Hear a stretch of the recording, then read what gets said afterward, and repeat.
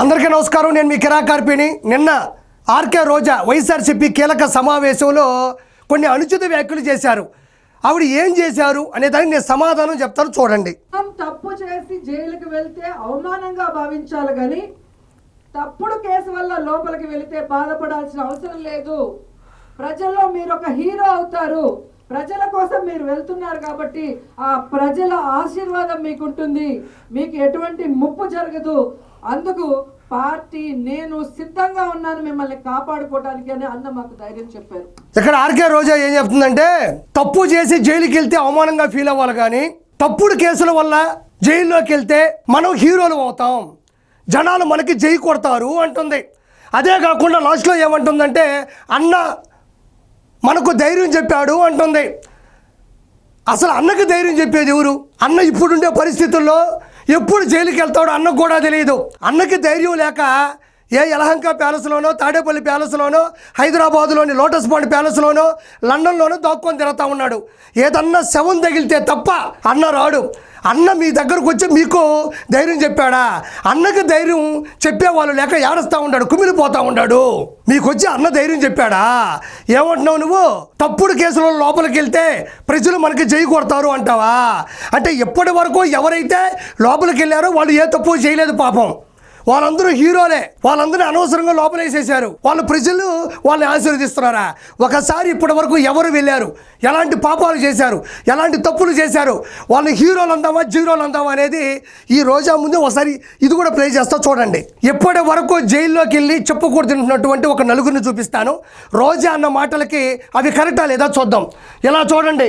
వల్లభనేని వంశీ, పోసాని, వర్రా రవీందర్ రెడ్డి, బోరుగడ్డ అనిల్, ఇప్పటి వరకు ఈ నలుగురు కూడా లోపలికి వెళ్ళారు, రిమాండ్కి వెళ్ళారు, శిక్ష అనిపించారు. కొంతమంది బయటకు వచ్చారు, కొంతమంది ఇంకా కూడా లోపలే ఉన్నారు. వీళ్ళందరూ కూడా హీరోలంట. చూద్దాం. మొదటిగా వల్లభనేని వంశీ. వల్లభనేని వంశీ గన్నవరంలో ఉండేటువంటి టీడీపీ ఆఫీస్ మీద అధికార ముసుగులో, అధికార వ్యామోహంలో, అధికార దాహంతో ఒక్కసారిగా కండ కావడంతో గన్నవరంలోని టీడీపీ ఆఫీస్ మీద ఆకస్మిక దాడులు జరిపించి మొత్తం కూడా కొలాప్స్ చేయడం జరిగింది. అంతేకాకుండా అక్కడ పనిచేస్తున్నటువంటి తెలుగుదేశం సభ్యత్వానికి సంబంధించిన కార్యకర్త సత్యవర్ధన్ని కిడ్నాప్ చేయడం జరిగింది. వాటన్నిటికీ సంబంధించినటువంటి కూడా కేసు డీటెయిల్స్ కూడా ప్రూవ్ అయ్యాయి. అదేవిధంగా ఎవరైతే సాక్షి ఉన్నాడో ఆ సాక్ష్యం చెప్పాడు, అన్ని కరెక్ట్ కూడా అయ్యింది. అతన్ని లోపలికి వెళ్ళడం జరిగింది. ఇదే కాకుండా ఇదే వల్లభనేని వంశీ అసెంబ్లీ సాక్షిగా భువనేశ్వర్ గారిని ఎలాంటి అనుచిత వ్యాఖ్యలు చేశాడు అన్నది కూడా మీరు చూశారు. అవి యూట్యూబ్లో కూడా ఉన్నాయి. అదొక్కటే కాదు, బయట కూడా ప్రెస్ మీట్లు పెట్టి దారుణమైనటువంటి బూతులు కూడా తిట్టాడు. అప్పట్లో ఇప్పట్లో ఎప్పటికీ కూడా సోషల్ మీడియాలో అవి అలానే ఉన్నాయి. కాబట్టి ఇన్ని దోషాలు చేసిన వ్యక్తి, ఆడవాళ్ళని దూషించినటువంటి వ్యక్తి, ఒక కార్యకర్తని కిడ్నాప్ చేసినటువంటి వ్యక్తి, టీడీపీ పార్టీ ఆఫీసుని ధ్వంసం చేసినటువంటి వ్యక్తి లోపలికి వెళ్ళకూడదా? ఇతనికి జై కొట్టాలా, జైల్లో పెట్టాలా? అదేవిధంగా పోసాని కృష్ణమురళి, ఇతను స్పోక్స్ పర్సన్గా పనిచేశాడు. ఇతను ఒక మంచి రైటర్, సినిమాలో యాక్టింగ్ చేశాడు. దాని గురించి నేను మాట్లాడదలుచుకోలేదు. వైఎస్ఆర్సీపీలోకి వచ్చిన తర్వాత ఏదైతే జగన్మోహన్ రెడ్డి ఇచ్చే చిల్లర పైసలకి మైహోమ్ పూజలో 3 ఫ్లాట్లు కొన్నాడు. అంటే 3x7 21 కోట్ల రూపాయలు చేసే విలువ ఫ్లాట్లు కొన్నాడు. అదేవిధంగా 160 కోట్లు విలువ చేసేటువంటి పొలాలు, స్థలాలు, బంగళాలు, బంగారాలు ఇతర పేరు మీద ఉన్నాయి. జగన్మోహన్ రెడ్డి డబ్బులు ఇచ్చి తిట్టమంటే ఎవరిని పడితే వాళ్ళని దారుణంగా దూషించాడు. అందులో భాగంగా పవన్ కళ్యాణ్ గారి సతీమణిని, వాళ్ళ పిల్లల్ని, వాళ్ళ కుటుంబాన్ని, కూటమి ప్రభుత్వంలో ఉండేటువంటి ఏదైతే ఉన్నారో ఆ వ్యక్తులకు సంబంధించిన వాళ్ళు కూడా దారుణంగా కూడా ఏమాత్రం కూడా ఆలోచించకుండా తిట్టినటువంటి వ్యక్తి. ఇవి సోషల్ మీడియాలో ఇప్పటికే ఉన్నాయి. ఫేస్బుక్ కావచ్చు, ఎక్స్ కావచ్చు, అదేవిధంగా గ్రూపుల్లో కావచ్చు, యూట్యూబ్లో కావచ్చు, ఇన్స్టాలో కూడా ఉన్నాయి. ఇన్ని తప్పులు చేసిన వ్యక్తికి ఇతన్ని జై కొడతారా, జైల్లో పెడతారా మీరే చెప్పాలా? ఇది వర్రా రవీందర్ రెడ్డి అనే వ్యక్తి ఏదైతే జగన్మోహన్ రెడ్డి దగ్గర తొత్తుగా పనిచేస్తూ కోట్ల రూపాయలని అకౌంట్లో వేసుకొని ఆడవాళ్ళని, నారా బ్రాహ్మణి గారిని కావచ్చు, అదేవిధంగా భువనేశ్వర్ గారిని, అదేవిధంగా రాయపాటి అన్నా గారిని, వంగలపూడి అనిత గారిని, అదేవిధంగా నా సతీమణి లక్ష్మీ ప్రసన్నాని దారుణంగా మార్పింగ్ ఫోటోలు, బూతులు విచ్చలవిడిగా దారుణంగా ఆడవాళ్ళు సూసైడ్ చేసుకునే స్థాయిలో మనస్తాపానికి గురయ్యే స్థాయిలో విచ్చలవిడిగా పోస్టులు పెట్టాడు. ఇప్పటికీ అవి ఫేస్బుక్లో, ఇన్స్టాలో, ఎక్స్లో, గ్రూపుల్లో చక్కలు గుర్తూనే ఉంటాయి. మ్యాక్సిమం తీసేశారు. వాళ్ళ పార్టీలో ఇప్పటికి కూడా అవి ఒక గొప్ప పనిలాగా ఫీల్ అవుతూ ఉంటారు. ఇలాంటి వ్యక్తిని చీల్చి చెండాడి పోలీస్ స్టేషన్లో వెయ్యాలా లేదా, రిమాండ్కి పంపించాలా లేదా, సాక్ష్యాలు ఉన్నాయి కదా. ఇప్పుడు చెప్పండి, ఇతనికి జై కొట్టాలా, జైల్లో పెట్టాలా? ఈవిడికి హీరోనా? ఇలాంటి తప్పుడు పనులు చేసిన వ్యక్తి జనాల్లో మద్దతు పొందుతాడా? చెప్పు రోజా. అదేవిధంగా 4వ వ్యక్తి బోరుగడ్డ అనిల్. ఎంత దారుణంగా అంటే ఆ వీడియోలో మగాడు చూస్తేనే బాధపడతాడు. పవన్ కళ్యాణ్ గారిని, వాళ్ళ పిల్లల్ని, వాళ్ళ కుటుంబాన్ని, కూటమిలో ఉన్నటువంటి వర్గాన్ని, నాయకుల్ని ఎంత దారుణమైనటువంటి డైరెక్ట్ బూతులతో తిట్టాడో మీకు ప్రత్యేకంగా చెప్పలే. మా సీఎం జగన్మోహన్ రెడ్డి ఒక్క మాట చెప్తే గంటలో లేపేస్తారన్న వ్యక్తి ఇతనే. ఇంతకు మించి దారుణాలు మాట్లాడినాడు. నేను ప్రత్యేకంగా వీడి గురించి చెప్పాల్సిన అవసరం లేదు, ఇతగాడి గురించి. అలాంటి వ్యక్తిని ప్రూఫ్లతో సహా లోపల తీసుకెళ్లి రిమాండ్లో పంపించి లోపల వేయడం తప్ప ఇతన్ని శిక్షించాల్సిన అవసరం లేదంటావా? ఇతడికి జై కొట్టాలా, జైల్లో పెట్టాలా? ఈ నలుగురు కూడా దారుణాతి దారుణమైనటువంటి బూతులు మాట్లాడినారు, మార్ఫింగ్ ఫోటోలు చేశారు, ఎంత పడితే అంత హింసకు గురి చేశారు తెలుగుదేశం పార్టీ వారిని, కూటమి సభ్యుల్ని కూడా. మరి చెప్పండి, ఇప్పుడు రోజా చెప్తుంది ఏ తప్పు చేయకుండా జైల్లోకి వెళ్తే అవమానంగా ఫీల్ అవ్వాలి కానీ తప్పుడు కేసులు పెట్టి అంటే ఈ తప్పుడు కేసులు ఇవే? చెప్పు రోజా.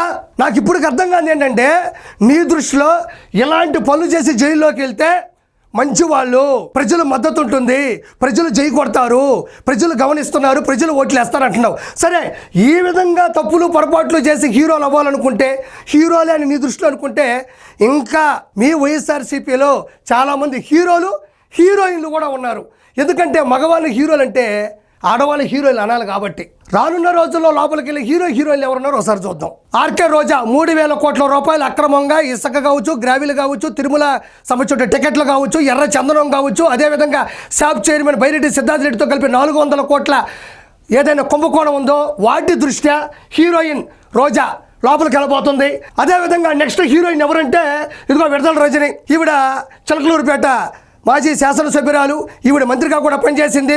ఈవిడ స్టోన్ క్రషర్ యజమాని చలపతిరావు గారి దగ్గర 2,20,00,000 రూపాయలు మరిది ఎవరైతే గోపి ఉన్నాడో ఆయనతోనూ, అదేవిధంగా ఐపీఎస్ జాషువా గారు, అదేవిధంగా ఎవరైతే పిఏ రామకృష్ణ ఉన్నాడో వీళ్ళందరూ సాక్ష్యంగా కూడా 2,20,00,000 అనవసరంగా లాగేసింది. ఆల్రెడీ మరిది గోపి లోపలికి వెళ్ళాడు. మొన్న కూడా ఆవిడ పిఏ ప్రధాన అనుచరుడు శ్రీకాంత్ రెడ్డి కూడా లోపల పోయాడు. ఇంకా ఈవిడే లోపలికి వెళ్ళాలి. ఈవిడ మెడికల్ మాఫియా కూడా చేసింది. ఇవి కాకుండా మైన్స్, అవినీతి, అక్రమాలు, భూ కబ్జాలు, బూతులు అన్నీ కూడా ఈవిడ చట్టాలో ఉన్నాయి. ఈవిడ కూడా ఒక హీరోయిన్నే. తర్వాత కొడాలని ఎంత దూషించాడో, ఎంత వల్గర్గా మాట్లాడినాడో, ఎన్నిసార్లు తొడగొట్టి బెదిరించాడో, భయపెట్టాడో, ఎంత దారుణమైన మాటలు అసెంబ్లీలో మాట్లాడినాడో ప్రత్యేకంగా నేను చెప్పబోలేదు ఈ గుట్కా గురించి. ఇతను కూడా నెక్స్ట్ వెళ్ళిపోతున్న హీరో.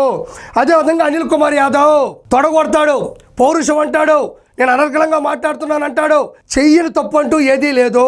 ప్రజలకి సంక్షేమ పథకాల గురించి చెప్పడం మాని సవాల్ విసరతాడు. ఇతను కూడా 5,000 కోట్ల రూపాయలు నీటిపారుదల శాఖ మంత్రిగా కూడా చేసి కోట్ల రూపాయలు గడించాడు. ఇతగాడిని కూడా లోపలేసే అవకాశం ఈ హీరో కూడా 100% ఉంది. అదేవిధంగా సజ్జల రామకృష్ణారెడ్డి ఇతగాడే. ఎవరైతే బూతులు తిడతారో వైఎస్ఆర్సీపీ హయాంలో వాళ్ళందరికీ కూడా స్క్రిప్ట్ రాసి బూతులు 1% కూడా తగ్గకుండా చూసుకునే వ్యక్తి ఇతను, సలహాదారుడు. ఈ హీరో కూడా ఇతను కొంచెం సీనియర్ హీరో, కొంచెం వృద్ధుడు. ఇతను కూడా వెళ్తాడు. తర్వాత అంబటి రాంబాబు ఇతగాడు కూడా 4,000 కోట్ల నుంచి 5,000 కోట్ల రూపాయలు సంపాదించాడు. సంజన సుకన్య కూడా ఇతను చాలా చక్కగా చూసుకుంటారు. 100% ఇతగాడు కూడా చాలా కుంభకోణాల్లో కూడా తేలబోతుంది. ఇతను కూడా వెళ్తాడు. అదేవిధంగా మిథున్ రెడ్డి ఇక్కడ గమనించినట్లయితే ఇతగాడు లిక్కర్ స్కామ్లో ఉన్నాడు. అదేవిధంగా ఈరోజు ఆంధ్రప్రదేశ్లో ఏ ఎమ్మెల్యే, ఏ ఎంపీ తప్పు చేసినా కూడా ప్రధాన అనుచరుడు మన మిథున్ రెడ్డి. ఇతను మన పెద్దిరెడ్డి రామచంద్రారెడ్డి కొడుకు. 100% ఇతగాడు చూడడానికి అమాయకంగా ఇలా ఉంటాడు కానీ ఖచ్చితంగా వెళ్ళిపోతాడు. ఇతను కూడా హీరో. ఇతను కూడా సజ్జల భార్గవరెడ్డి, సజ్జల రామకృష్ణారెడ్డి కొడుకు. ఈ హీరో కూడా 100% వెళ్ళిపోతాడు. ఇతగాడే ఐపాక్ టీముని నడిపాడు.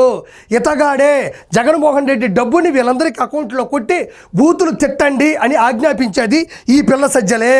ఈ ఇతగాడి కింద ఇంకా చాలా మంది కూడా సోషల్ వర్కర్లు ఉన్నారు. వీళ్ళందరినీ పక్కన పెడితే he's an one and only, ఎప్పుడు వెళ్తాడో తెలియదు కానీ ఎప్పటికీ బయటకు రాడు అనుకునే ఒక హీరో ఉన్నాడు. ఆ హీరో గురించి చెప్తా చూడండి. జగన్మోహన్ రెడ్డి. ఈ జగన్మోహన్ రెడ్డి అక్రమాస్తుల కేసులో 16 నెలలు చెప్పుకూడు తిన్నాడు. ఆ కేసులో పోతాడో లేదో తెలియదు. అదేవిధంగా బాబాయ్ గొడ్డల వేటు, ఆ కేసులో పోతాడో లేదో తెలియదు. లిక్కర్ స్కామ్ దందా ఉంది, ఆ కేసులో పోతాడో లేదో తెలీదు.